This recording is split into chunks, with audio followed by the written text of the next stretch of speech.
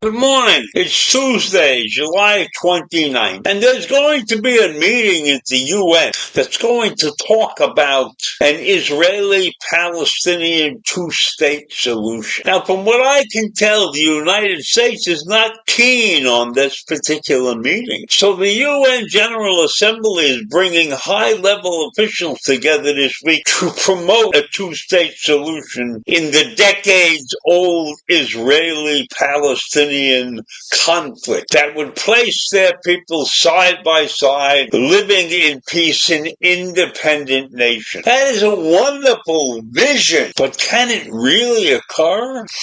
Israel and the United States are boycotting the two-day meeting, which will start on Monday, and it will be co-chaired by the foreign ministers of France and Saudi Arabia. Israel's right-wing government opposes a two-state solution, and the United States has called the meeting counterproductive to its effort to end the war in Gaza. France and Saudi Arabia want the meeting to put a spotlight on a two-state solution, which they view as the only viable roadmap to peace, and to start addressing the steps to get there. Now, the meeting has been postponed from late June and downgraded from a 4-day meeting of world leaders, and that's amid the surging tensions in the Middle East, including Israel's 12-day war against Iran and the war in Gaza. Now, I don't know how they can effectively create a two-state solution. There are many pieces that go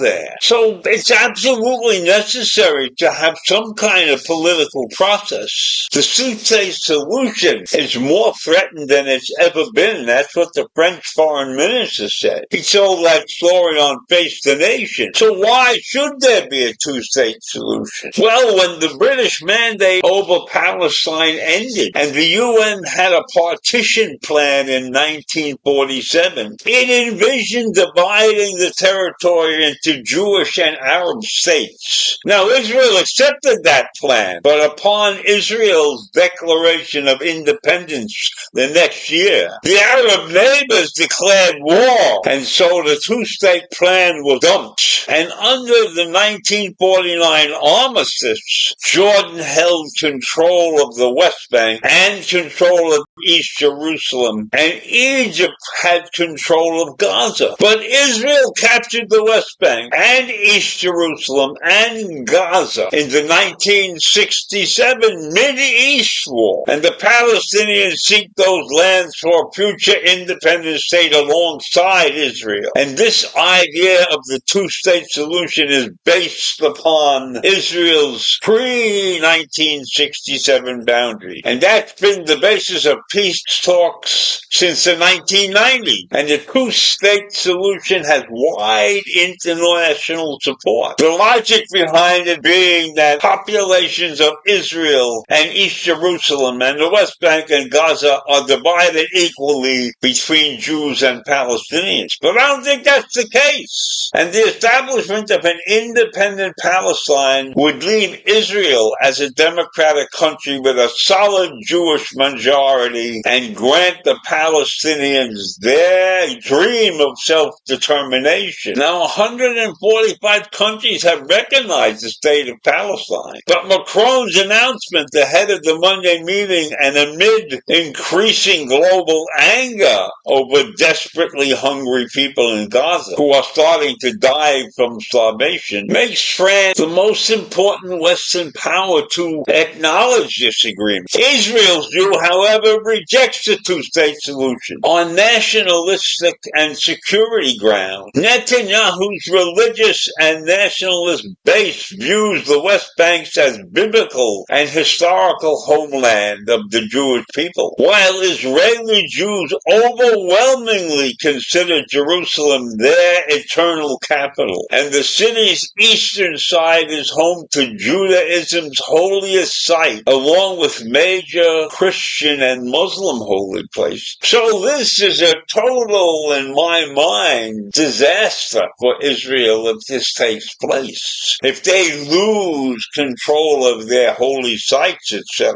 And hardliners like Netanyahu believe the Palestinians don't want peace. They would like to see Israel disappear and the Jews disappear. So this is a very tricky situation in this part of the world. And I don't know whether there will ever be a satisfactory solution to the problems that exist there. So I leave you to think about that. How can Israel create a solid, safe, very safe state surrounded by enemies on all four sides? An almost impossible task. And I leave you with those thoughts this morning. Have a great day. Bye.